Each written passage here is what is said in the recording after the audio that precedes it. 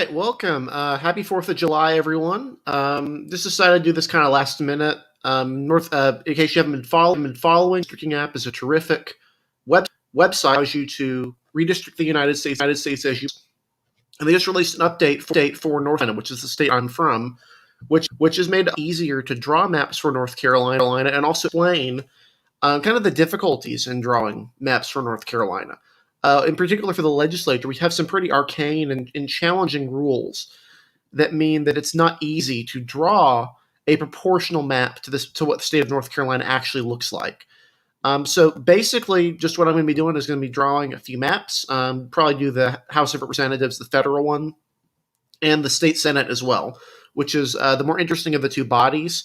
The state House I can do. I already have a fair map for that, but it's fairly challenging to do because there's a lot of districts, whereas with the Senate, there's only about 50 of them.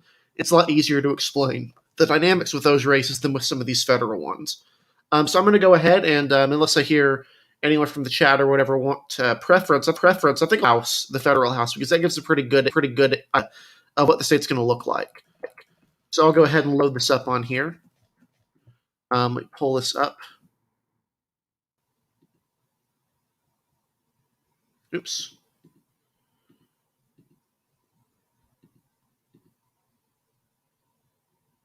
All right, there we go. I got a bunch of maps on here, but I'm going to go ahead and just start out with the House of Representatives. I've got specific numbers here, but we're going to draw this without the numbers for the federal government here. So let's go ahead and start. Oops. Seems to have... give me a second here.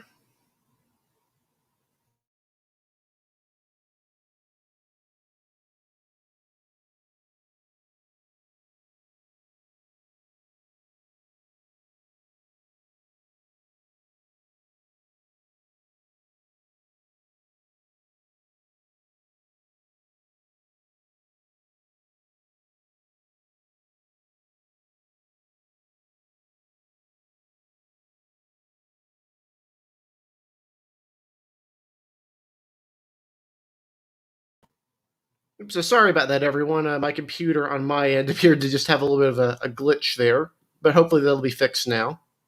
So let's go ahead and start with these North Carolina maps. So I've got the state pulled up right here, and we'll just kind of be tracking things as they go along. So basically, North Carolina is gaining a 14th congressional district.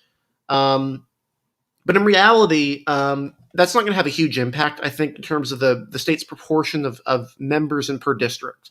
So currently, North Carolina has a balance of 5 Democrats and 8 Republicans. The Democrats gained additional seats following redistricting, mid-decade redistricting. Republicans do have a majority in the House of Representatives and Senate, which also means that because the governor can't veto maps, they basically have free reign to pass whatever they want. Now, the state Supreme Court can be a problem for Republicans because it has a Democratic majority of 1, but the Republican Chief Justice is a Republican, and he could possibly stall this thing out, any pending litigation, up until 2022, or Republicans have a very, very good shot at retaking the Supreme Court. Democrats are defending several seats, and Republicans are favored probably to pick up at least one of them. In reality, I don't think they do anything. I think they draw an aggressive gerrymander, but I don't think they go 11-3, as I'll explain here. So basically what we're going to want to do when we start out with this partisan gerrymander is consider a couple of factors. So I've got several different factors loaded up on here that are relevant to considering if you're drawing a map.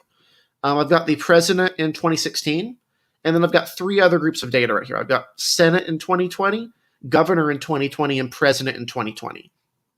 So what that means is basically just the full grasp of victories. The governor was a 4-point Democratic victory, and then the Senate and presidential were within the 2 points. And then in 2020, Republicans won about 3 points, if I'm recalling right. So you will see a bit of a shift here. So first priority for Republicans is protecting the 11th district, which is in the western portion of the state. Madison Cawthorn represents that. He's a controversial representative. And there's only a few ways they can draw this. I don't think they actually get too aggressive with it because they don't have to. So just starting out with this baseline right here, let's kind of swap it and put in, there we go, that'll work. So basically what this will do right here is it gets the district with an even population, of around 474 off. And you notice this is a district that Trump won by about 10.4 points. It's quite possible to do even a little bit better than this. It's a little bit down from 2020 or 2016. You'll notice Trump won it by 15 points then. But it's not a district Cooper won, and it's a district that Tillis would have actually won by a very similar margin. But are there ways to improve this for Republicans? There actually are. So one thing they could do is draw this like this, and then take the remaining population from the district out from Buncombe County, which is the Democratic part of the district. You'll notice this right here that Bun's pretty Democratic, especially Nashville. And so if you cut out these areas, this will make the seat a little bit more Republican. This moves it to about a Republican plus 13 district. So this is one that will be a little bit safer, and it wouldn't actually impact any of the other districts. So let's go ahead and mark that in.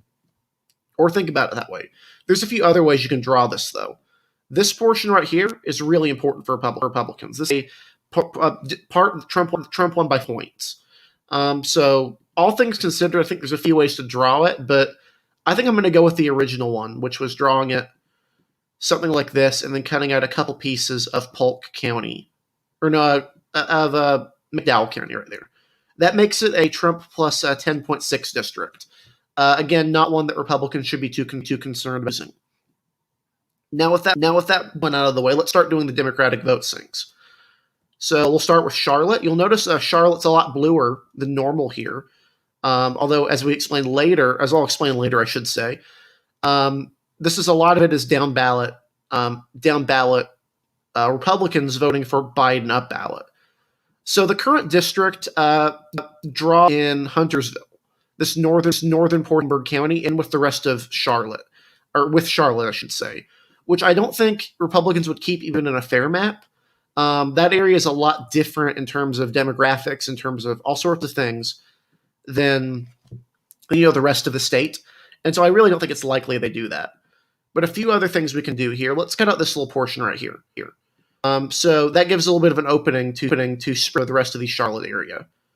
So what we'll do is trying to figure out, Dan Bishop lives right around in this precinct right here. So let's mark him in. Dan Bishop is the Republican representative for the 9th, for those who aren't familiar.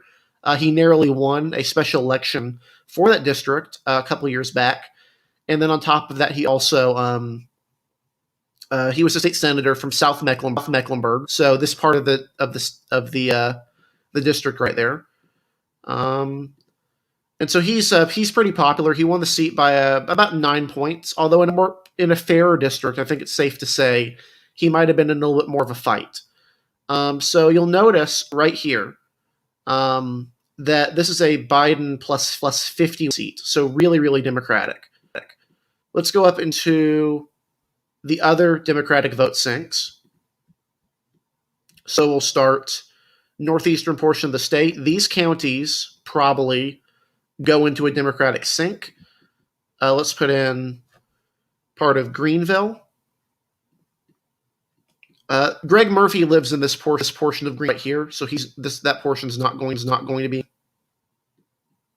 Then the question here really is whether Republicans decide to draw in Durham into this, and I believe they're actually inclined to. And I think G.K. Butterfield would probably not go after them too hard, given how challenging a fair district this would be. A fair district of North Carolina for one would be about Biden plus 7, which is a bit too close for comfort. He's more used to a more African-American district that's more Democratic. So draw something like this. Let's draw in these portions of Rocky Mount, which is a very important area or region in the area. And actually, let's do something a little bit unorthodox here. Let's get rid of some of these wider areas, mainly for VRA purposes. You'll notice this district is plurality white, but still black population here would elect a black representative, which is the major point that's going to be focused on in any litigation in this district. So this one would be Biden by about 40 points. So Democratic district. Next thing we'll do is Raleigh. This one's pretty Wake County, I should say. So Wake County is a really interesting county. It used to be a lot more Republican than it is now. More competitive swing county, but it's since rocketed to the left. It's actually a little bit better down ballot for Republicans to draw than Wake County is now.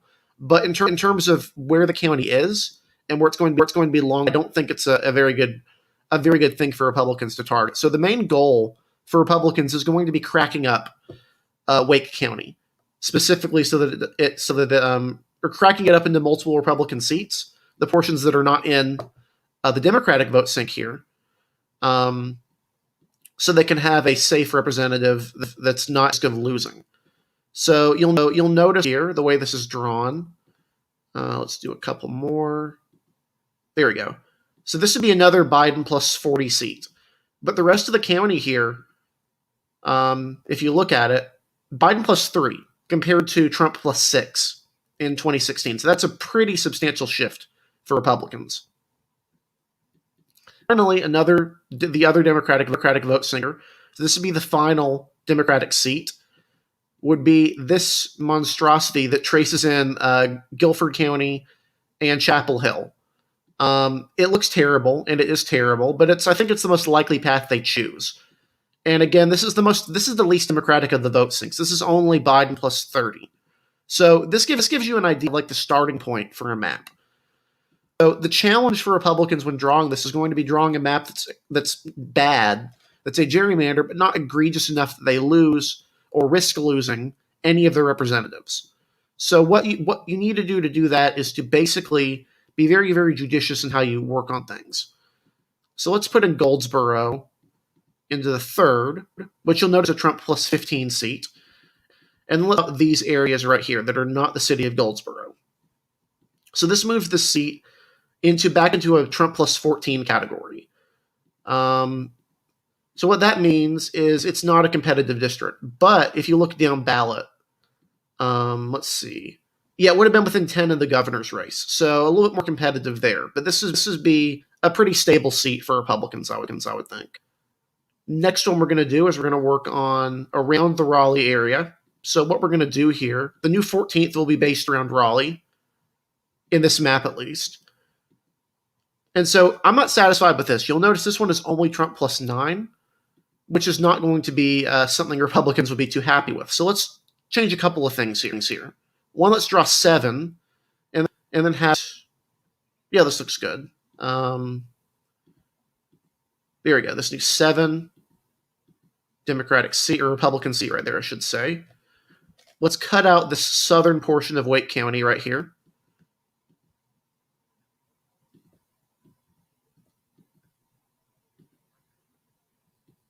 Leaves this about a Trump plus 15 seat, or 13 seat, and then draw in a few more things. So one other thing to add would be a few of these precincts could possibly be added, or, which I think is more likely, is you draw in these Republican parts of Cumberland County, which is a swing. It used to be a swing county. Now it's a Democratic county. Thanks growth in Fort Bragg, and this seat as a whole will be plus 14. So again, not a competitive district. Now this is going to be a challenge for Republicans is how to draw the 9th. You'll notice here the way I draw it right here. That's only Trump plus 8. That's not really good enough, I don't think. Republicans would not be too thrilled with that. So that's a problem. Let's go back to the drawing board on 14. Let's throw in... that's a challenge right there, actually. I think what I'm going to actually do is go in and put in Gastonia, which is a little bit of an unorthodox design choice, but you'll see why I do that in a minute here. So what we're going to do is open up this part right here, and then we're going to get rid of this little portion of Gaston County. That's still not good enough for comfort. See, this is the problem Republicans are going to face in drawing, is that they have a portion of Charlotte which has become increasingly Democratic. In response to Hawk's comments, does the VRA require majority-minority districts, or does it simply prevent them from being cracked? To some degree, it requires both. The first has never been required to be majority African-American. What it is required to do is not be diluted enough that a Democrat cannot, or a black candidate cannot win it. That's the problem, is basically The courts have at times had too many black voters and too few black voters. I've called it Schrodinger's district. I've called it a black hole of litigation, which is really what it is. It's gonna be sued however it looks. I do think Butterfield be inclined to want a seat though that is much more. Butterfield be inclined to want a better seat that is more safe for him. I would say. So a couple more here. Let's go back to the drawing board on 10. Oops, I did not want to get rid of that 12. So we're going to try to go a little bit quicker on this one right here because the Senate's a little bit more interesting. So let's just throw in these portions of Hendersonville. Go up to here. That's a university area. And then draw on that precinct right there. It's pretty ugly. Yeah, I'm not too thrilled with that. An alternative, let's see. If you want to keep the north area of Huntersville intact, another thing we could do is... See, this is why Republicans want Dan Bishop to move. You'll notice the problem here is a lot of that area up there is becoming more Democratic, and that's not really a great place for a Republican. Okay, that could work a little bit. So let's go with... let's draw this 9. So you'll notice right here, this 9 is about Trump plus 20. And then you start throwing in these Charlotte precincts, and all of a sudden it becomes a lot more competitive. So this already takes a Trump plus 13, which again is not ideal if you're a Republican. And then let's decide to do another thing here. Let's put in these Cumberland County precincts, and then let's put in... There we go. I think that'll work. Let's get rid of a few of these right here.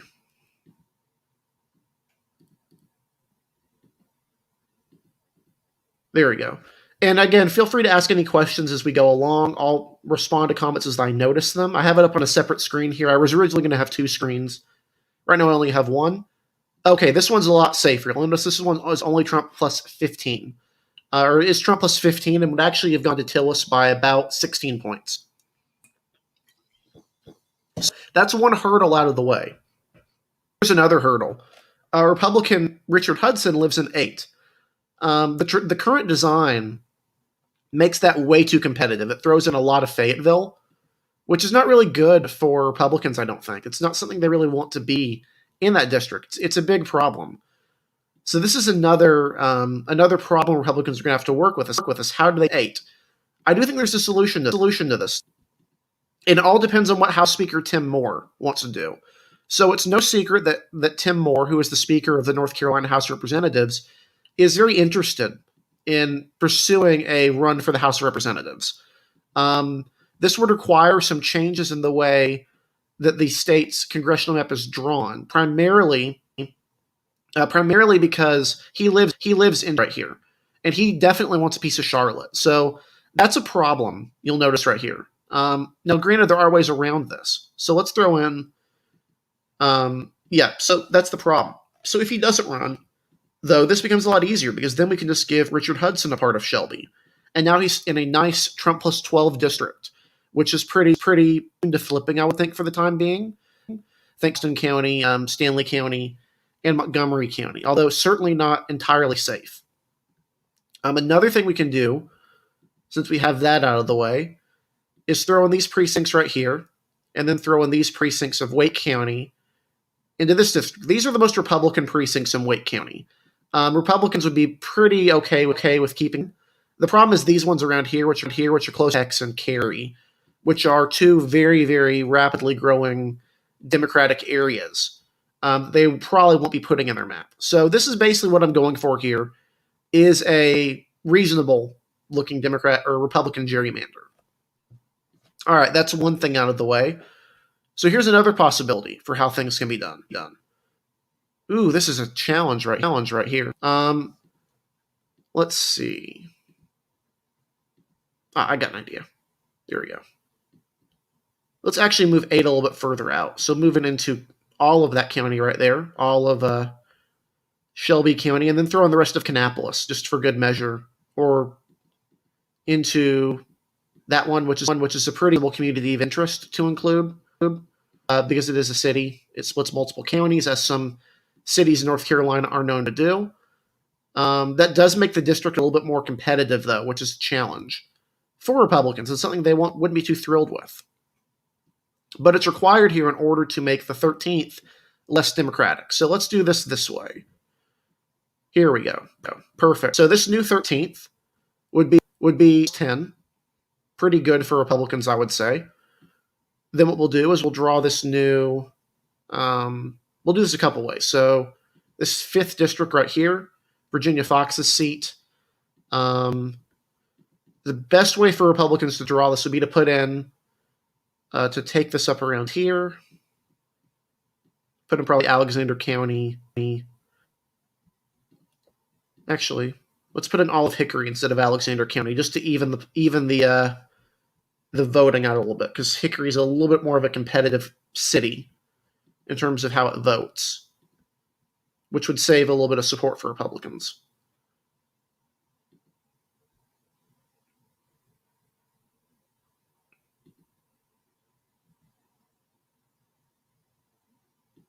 There, I'll just do that for now. So that's the most Republican of these vote sinks. Notice though, the rest of this map is very, very Republican, which means Republicans can basically do whatever they want here. And so, take this 10, which is the current McHenry. So let's drag this up through here, which is probably what's going to happen, is he's going to keep part of Winston-Salem. The reasonable thing to do would be to take out the Republican part and make a community of interest, but because this is a Republican gerrymander, instead we'll just take out a part of the city of Winston-Salem, and then the 6th district will stretch all the way to here. And that's basically a really, really quick Republican gerrymander, an idea of what the map would actually look like. And this is basically why I think 11 to 4 is the most viable. It's not going to be too easy to split up much further than this. In response to Bryan elections, the Greensboro portion, yes, you could in theory split up Greensboro. The problem is it's it's a large county. Here, the actual size of Greensboro is a little bit too large, I think, to split up. So Guilford County has 527,000 people. That's a lot, and that's a very Democratic area. It's a Biden plus 13 county. So really, it's a big risk for Republicans to run splitting it up, where as opposed to splitting it more micro regions, like for this portion of Fayetteville. That's about the same, but it's much smaller. It's a smaller area, only about 200,000 people. So I think it would be wise for them to keep Greensboro intact. That's just a rough thing. But what you're probably here for after that is the Senate rules. So state Senate in North Carolina is really weird, and state House for that matter. They're drawn under a unique thing, which is basically minimizing county splitting to the most absurd degree possible. So I'll explain to you this once we load it up, but the rules are pretty strict in terms of what you can and cannot do when you're drawing maps. So let's go ahead and have the same parameters we had before. So you have total population, because that's going to be important. So the North Carolina Constitution says that you cannot split counties in drawing legislative districts at all. They can't be split. That's clearly not compliant with federal law at the moment, which requires one person, one vote. That means all districts have to have about the same population. So how does North Carolina get around this? It groups counties into things called clusters. So basically the way this works is if a county has enough population for a single district, plus or minus 10%, it has to have a single district. So basically in calculating this, what we do is we take the population of a median seat, 205,298, and then divide that in total, and then you get the plus and minus. There's 10,164 people, plus and minus on each side. So it can have as many or as few as 205,720, or however many that is, and then reduced or increased by about 102,000. What that means is a basic example here. Onslow County, it's 10,229 below the population district. But if you go in and look at the statistics here, that's below the threshold needed to have a second district. So what this means is that Onslow County has to be its own district. It can't be merged with another district for population balancing. For example, you could merge it with Jones County, which would be 635 people. That'd be actually probably a little bit fairer because of the median population. But because this one county can fit in a single district, you can't split it. Another thing that means is that counties that can contain multiple districts also cannot be split. So Mecklenburg County right here, which has 1,074,880.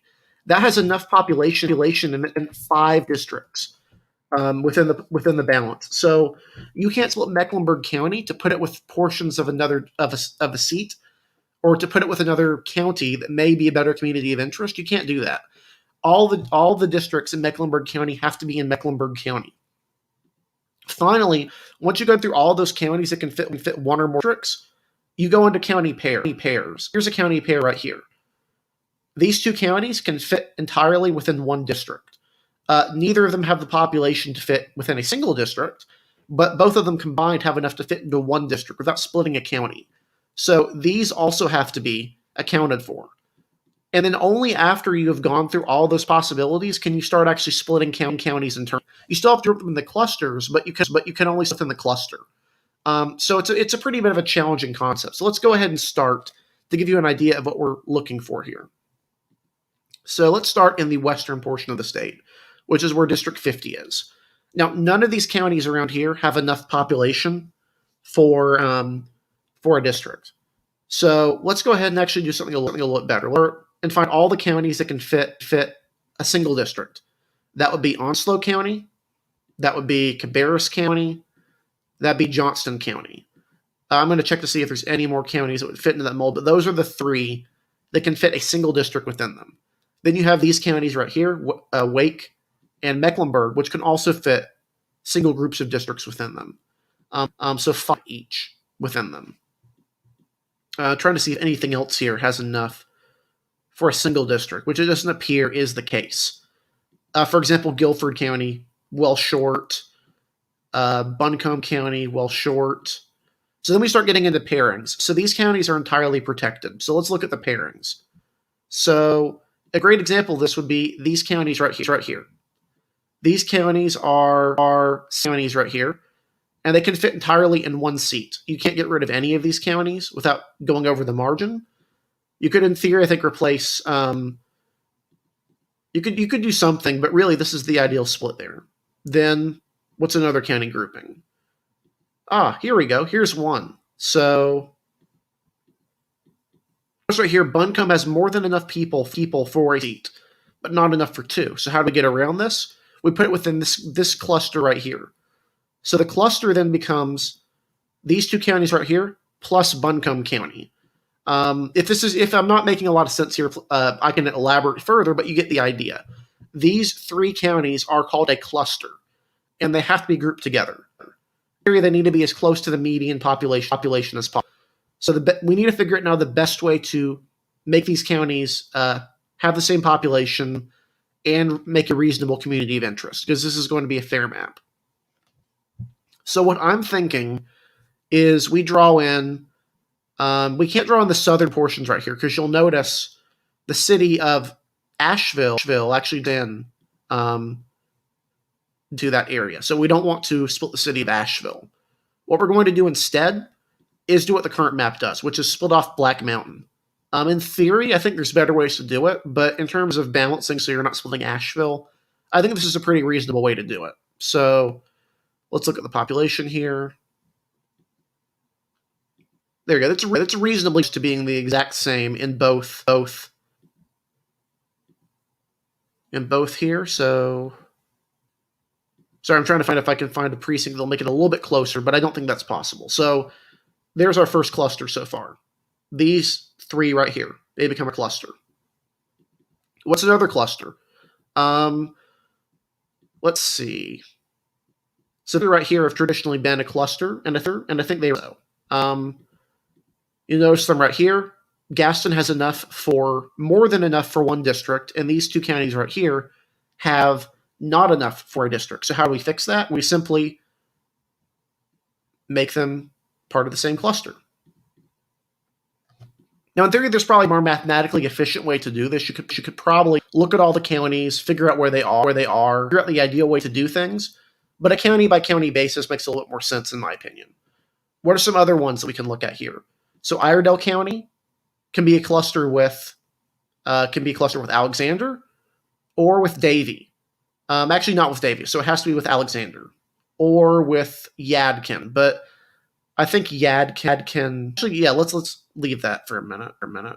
Another thing we'll do right here, Rowan and Stanley. You'll notice right here, Rowan and Stanley counties become a cluster. Another one is Davidson County and Montgomery County, or Davie County, one of the two. So let's leave these optional clusters for a little. Go back to the rest of the map. So what we'll do here is we'll figure out a way to group these counties together without splitting anything. The best way to do this is to go up to Avery County right here. And that makes a very clean split. Now let's look at another one right here. Catawba County and Alexander. Is that enough for not to split? Yeah, it looks like, nope. Unfortunately, that puts it just a little bit over. So 46, which is the Catawba and Alexander cluster, doesn't work. 5.1%. So we can't do that. Instead, let's find another group of counties that work together.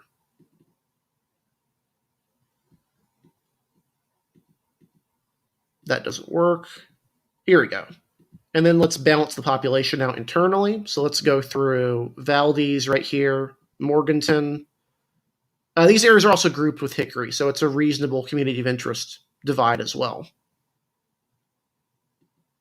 Perfect. And these almost have a perfectly even population split. So that's a fantastic way to do a cluster right there.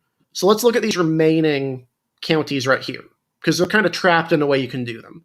So we need to put Alexander with Iredell, make that cluster a thing. We need to find one for Watauga, Iredell, Allegheny counties. These can do one of two. They can go with Stokes, or it can go with Yadkin. I'm actually going to go with that's actually good. This is a good challenge right here, because you notice there's a lot of different ways you can do things. It's not there's one ideal set of clustering to be done. What it is there's a bunch of possible ways to group these counties without splitting them.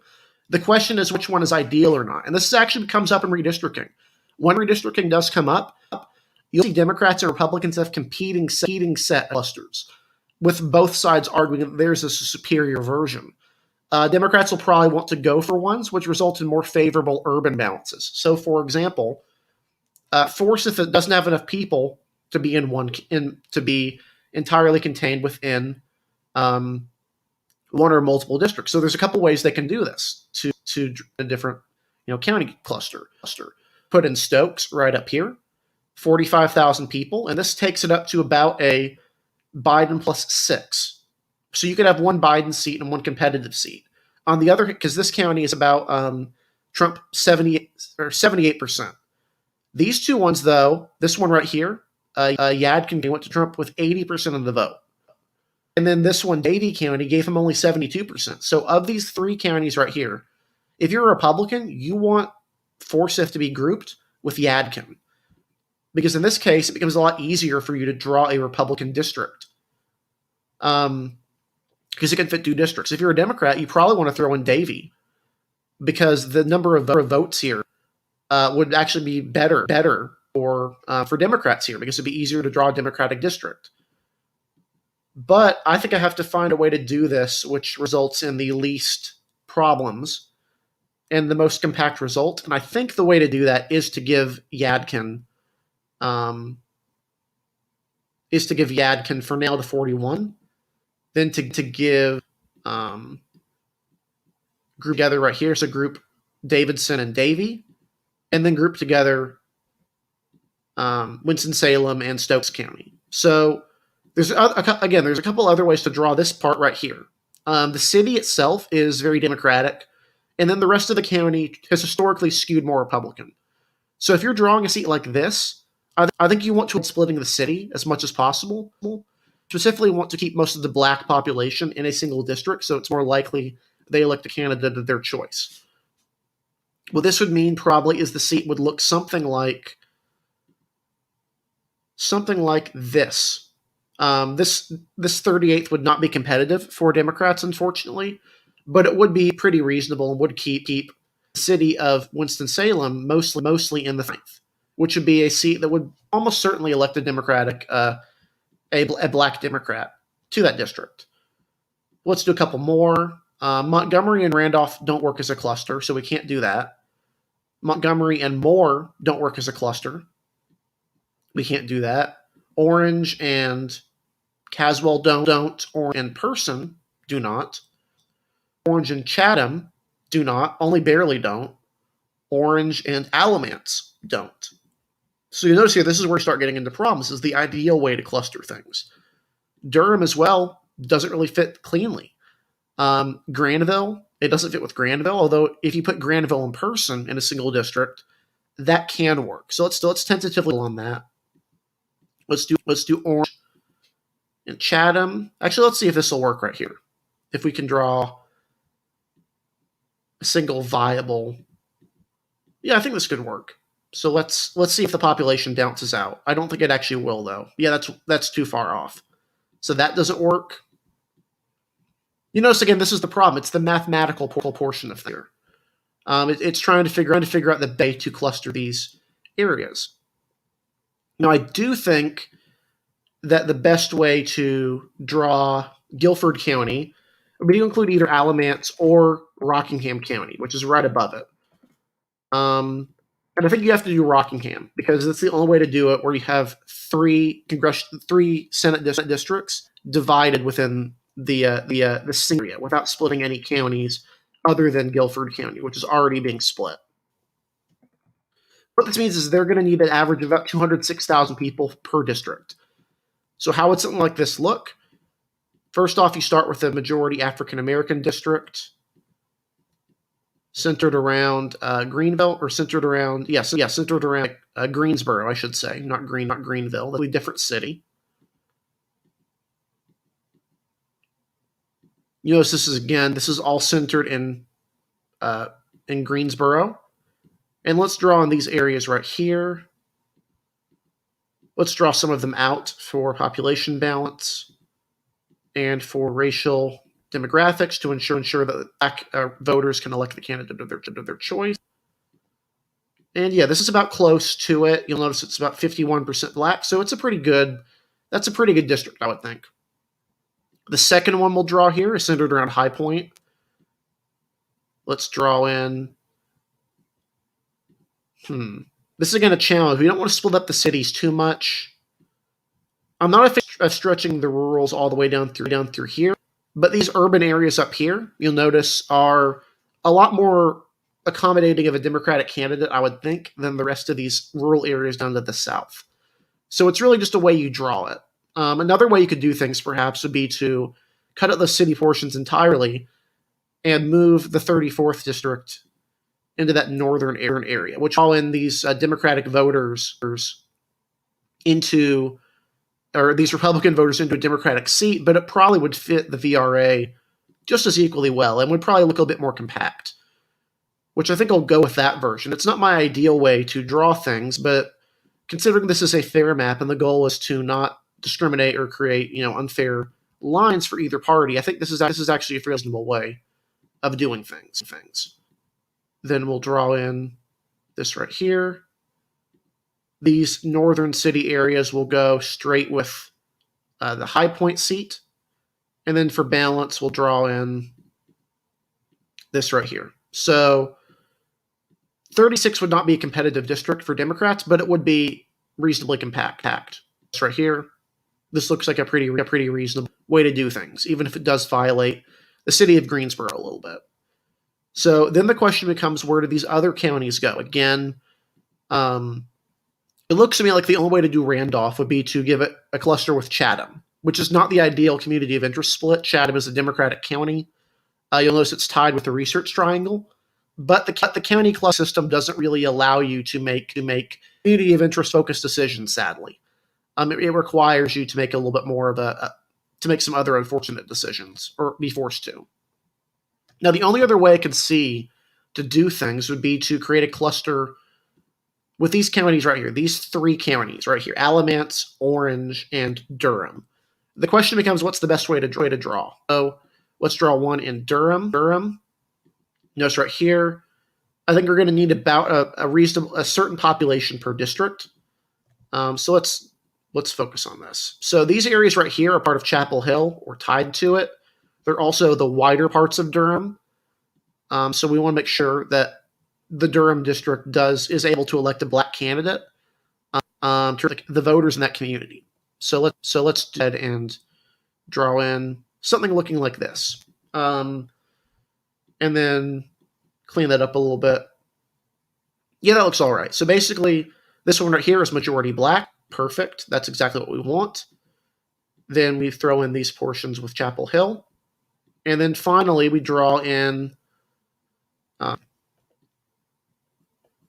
Orange and Alamance. So how do we do this? There we go. Perfect. So this new 31 is Chapel Hill and the wider parts of Durham, and then this new 32 is Alamance and Orange County, the rural parts of Orange County. It will be very competitive in an election. And notice this only went to Trump by about 2 points, and it would have voted for by 6, and it would have been actually very competitive in a race. It would have only voted for Tom Tillis by about 0.8 points, so it would have been actually closer than in that race. So next cluster, let's look at Franklin County. That doesn't work. We got to account for the VRA as well, keep in mind. So let's worry about that portion later. Next is Union County. So we got to figure out the ideal way to do counties here. What's the ideal method? There we go. This would work.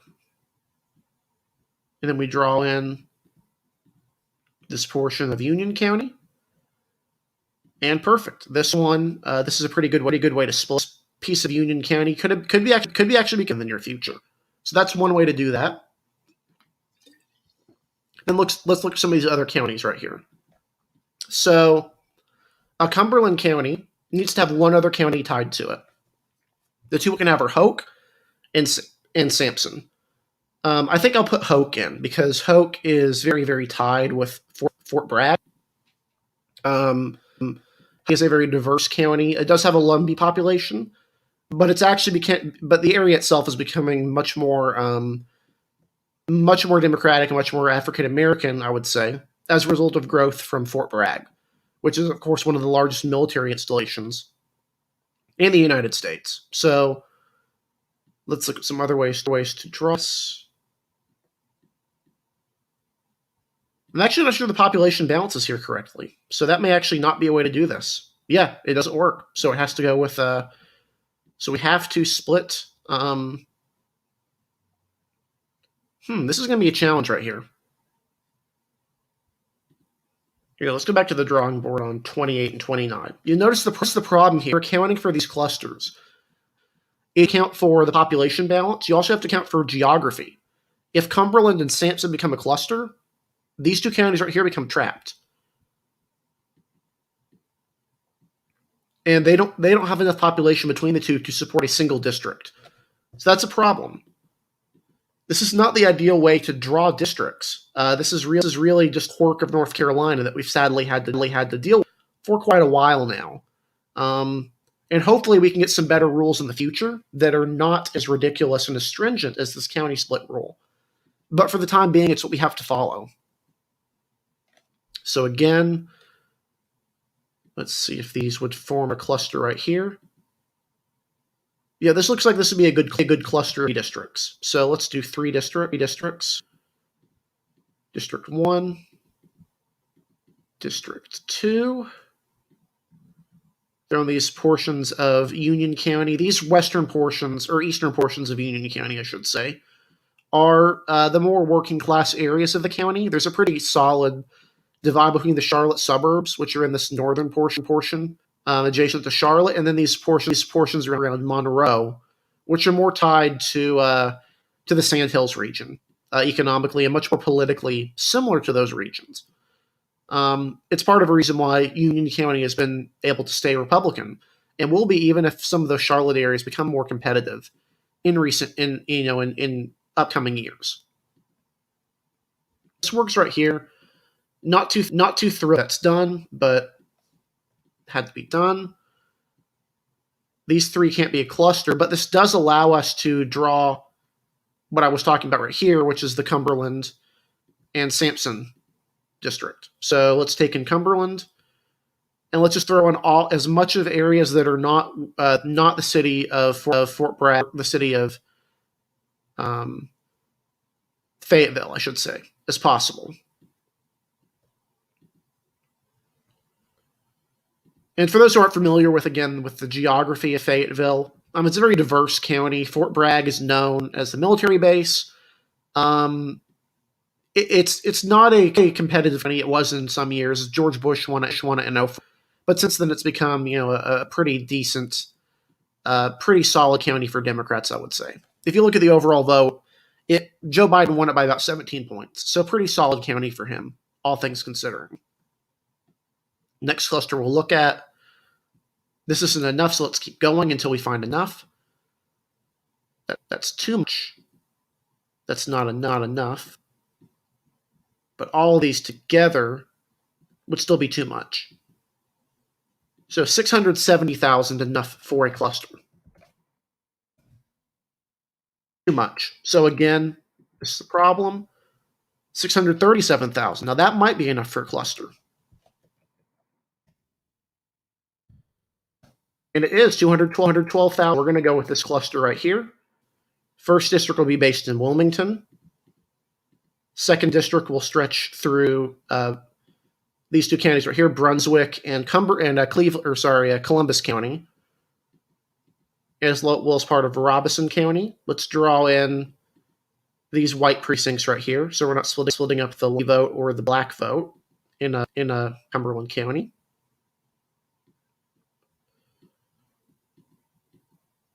There you go. That looks pretty reasonable, I think.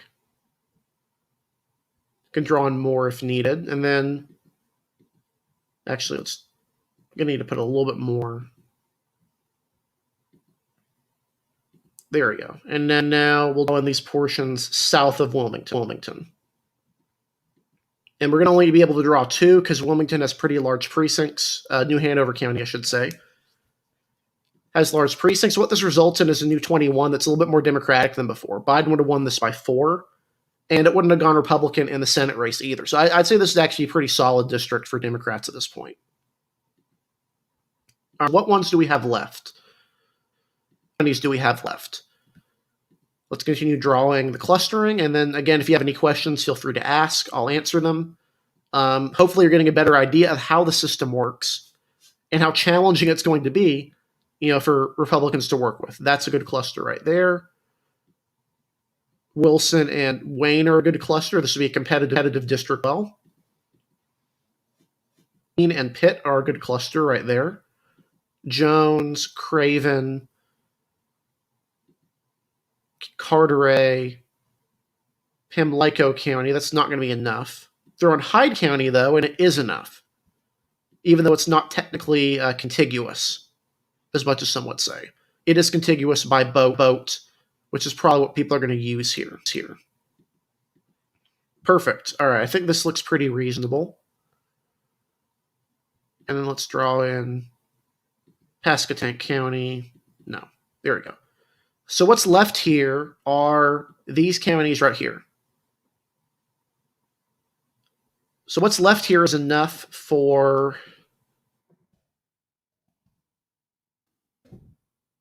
not enough for 3 districts. So what we got to do is go back to the drawing board and make it so there's enough population in order to have enough population, I should say. So what we're going to do is let's get rid of Pimlico County in the 18th district. If my computer will stop bugging.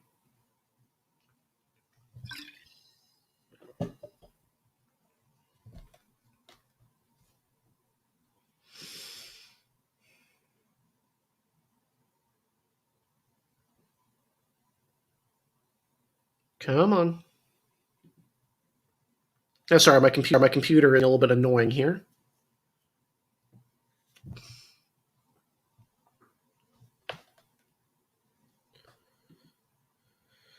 Ugh.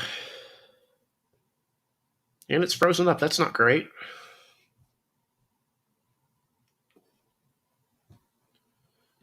All right, I'm just gonna refresh array, and that will be hopefully that will fix the problem here. But you notice again the problem with clustering is it's very challenging in terms of how you split these counties up, so that there's enough population remaining that there's not a problem in drawing them. In this case, I need about 20,000 more people to be in the remaining districts in order to have enough people to fill the remaining districts up with an even number of people.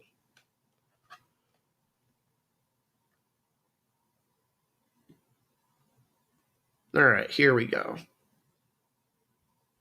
So let's look at this again. We need about 20,000 more people, I would think, in order for this to work. So let's way to get those 20,000 people. The easiest way is just to expand the clustering. So what we'll do here, Chowan County, figure out a way to do this in a way that avoids county splitting, hopefully. In some cases, though, you have to do that. It's unavoidable in some cases. Again, we're talking about a rule system that was kind of rigged in reverse. It's not really intuitive. It can result in some unusual ways to draw districts, to put it lightly. One of the current districts stretches from Beaufort County by a single contiguous chain up to about Vance County or Warren County. And it's very competitive, but it doesn't really meet any reasonable community of interest requirements, which is fortunate to have a political system designed like that.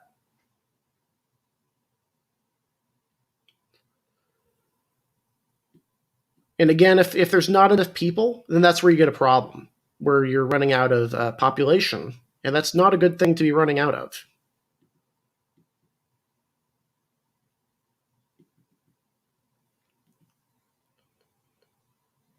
Let's look at it.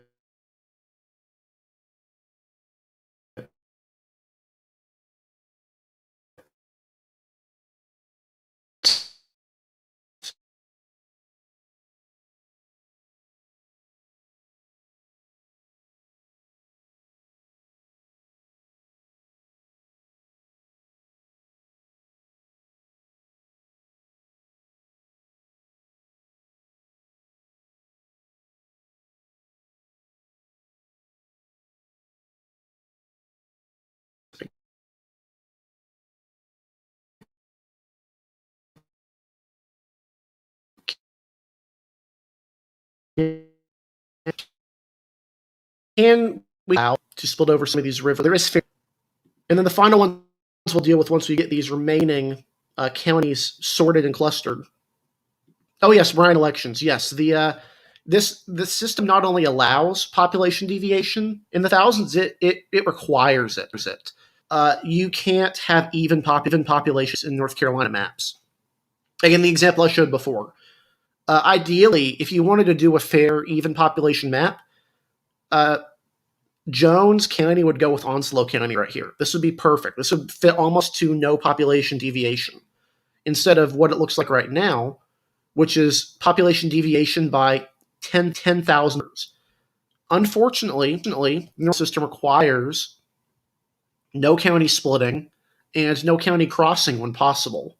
Again, this is because we're jerry-rigging the Constitution of North Carolina, which says you can't split counties, with federal rules which require even population.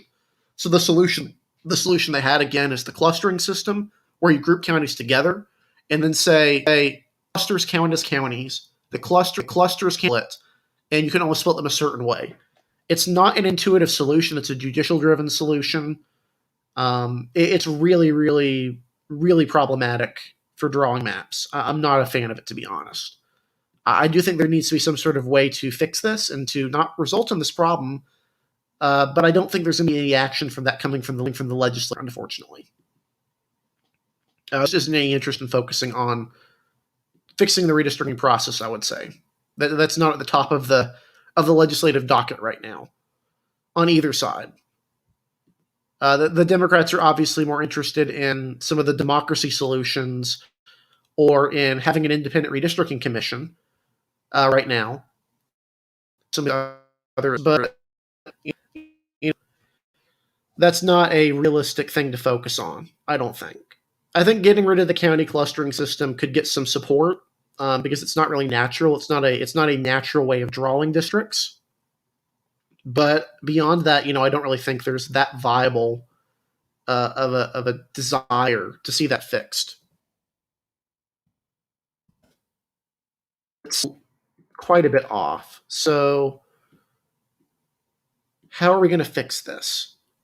Again, this is the challenge of drawing in North Carolina. It requires you to do this. It requires you to make these decisions to group the counties together and be right on the border of what is acceptable population deviation. It's not something I think people would be too thrilled with if you told them how this actually works, what it means, and how it requires, counties and areas to be divvied up in ways that aren't natural, don't make a whole lot of sense, frankly. But it's this system we have to live with right now until something better is proposed and passes in the legislature. Or at least actually it would be a constitutional, I would think, because this is a constitutional provision that requires redistricting to be done this way. So until something like that were to pass, not really an option. We're kind of stuck with the system mandating a massive population deviation. Not close. Yeah, we're going to need to redraw this just a little bit. Ideally, I think, let's see, this is 21,000. This says 22,000. That wouldn't work. So what I'm going to do is I'm just going to say the rest of these right here are all one cluster. Since we can't count this, what we'll have to do is just declare one massive cluster covering all of these counties right here, and then figure out how many go into it combined. It's not ideal, but it's the way it's going to have to be done for right now.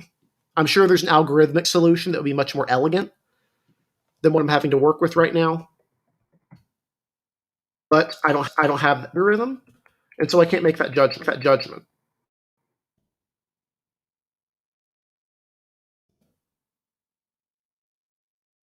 But still a little bit off, so let's do one more thing.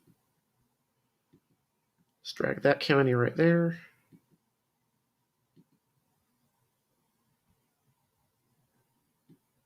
Yeah, so this is the problem. You're running into these deviations that require a lot of splits and that are a little bit problematic. So one more way that I could do this that might be viable is to revise some of these western splits just a little bit.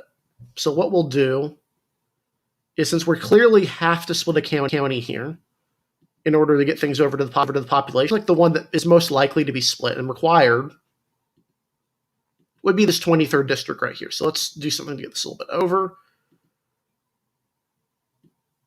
We're going to throw in just a little bit of Kinston, which is a city in Lenoir County, one of the most competitive counties in some of the past few cycles. It's been very, very close to the national vote in quite a few of our recent elections, more so under Obama and his elections than under Trump, I would say.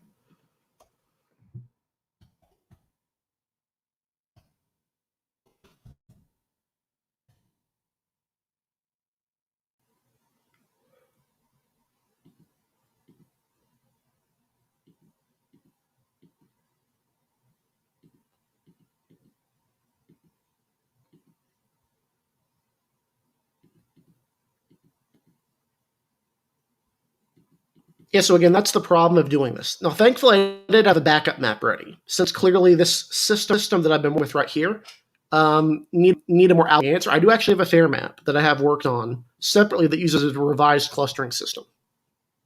It looks a little bit different than the one I drew. So let's look at this alternative fair map that I had. And look at how it divides things up. I do think the wake, I did make a couple modifications that were more of a hypothetical. I'm going to revert those, go back to the previous version. I made some changes around Wake County to test political variations.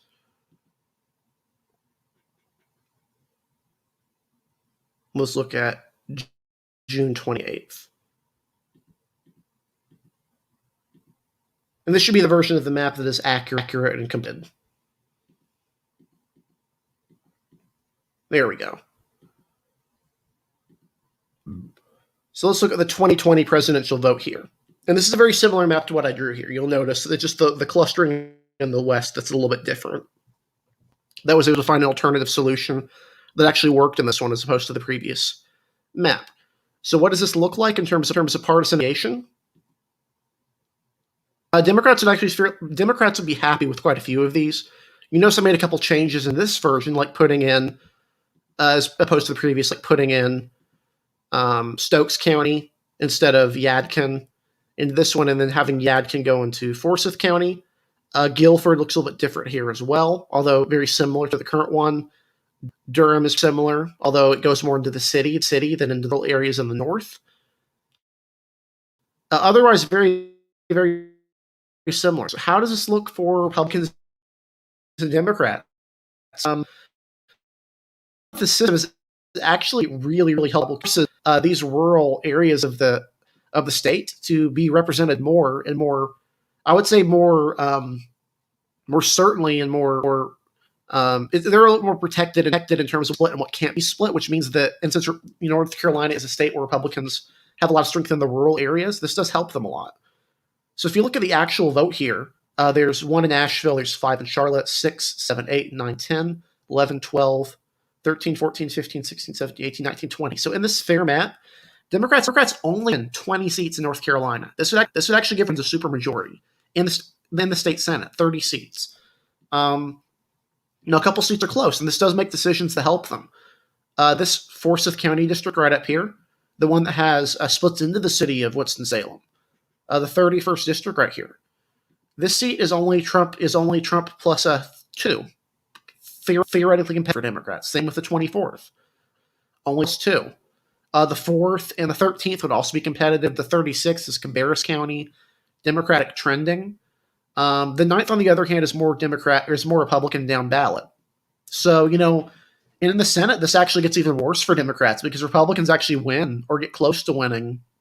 The South Mecklenburg seat, South Wake seat, and the North Wake seat. So even in a fair map of North Carolina, one that's drawn without considering party affiliation, without trying to favor a party, Republicans do have a little bit of an advantage. And it's part of this clustering system, to be honest, which is why I don't think there's an appetite for Republicans to change it. The few areas where it hurts them, like in the Northeast, for example, the district up here, the third, the 5th, it has a Republican county in with Greenville. The 4th kind of forces Wayne and Wilson counties together into a competitive seat. Beyond that, though, there's not a whole lot here that's positive for Democrats with the county clustering system. I think even Roy Cooper doesn't win a majority of seats in this map. Let's take a look at that and see. So he does 31. He does 20, 24, and 4. That's 3 seats. But that's still only 23 seats out of 30 for a guy who won statewide by 4 points. He would have needed to win, Cabarrus County, which he didn't. He would have needed to win this northern district up here. He got fairly close in 48, 7, 19. But those are seats that are trending away from Democrats at the moment. So, a rough look at the redistrict of North Carolina. And just to show you one more before we hop off would be the House map that I've drawn. So see if I can find my North Carolina House map. I have a lot of districts here, if you can't tell. This is another hypothetical fair map of North Carolina. This is of the state House. The reason I didn't do the House live is this was a lot of math to make sure that you're clustering correctly. Because, if you're making improper clusters, you could end up missing an entire district statewide out of 120. having that much population left over, or being a district over in population. So what does this map look like for Democrats? Presidential level here. Let's take a look. This is still a seat. I think that Trump wins 66 seats and Biden would have won 54. And in the governor race, it would have gone 60-60. So it would have gone dead even for both sides. Again, this doesn't really help Democrats, though. You'll notice their gains are in areas where aren't going to be competitive. They do win a Gastonia seat here, seat in Concord, a couple other Greensboro, part of Robeson County, surprisingly, and even this Republican-leaning area in Wake County. But it's still not enough for a majority. So overall, if there's one takeaway you should take away from tonight, is don't expect in redistricting Democrats to be very pleased with the results here in North Carolina. Even drawing without partisan intent results in a system with unfavorable aspects for Democrats because the system is just a bit clunky and really doesn't help them, expand some of those urban areas out into suburban or rural areas that may be more adjacent communities of interest. And it also requires these rural counties to be, kept whole, even if it means they're underpopulated by 1,000 people, which is a pretty substantial amount. So, thank you guys for being on tonight on short notice. Enjoy your 4th of July. Hope you learned a little bit. If you have any questions, shoot them to me at Twitter. @DECunningham2 is my handle. I hope you have a great night and enjoy the rest of your week. Thanks for being on.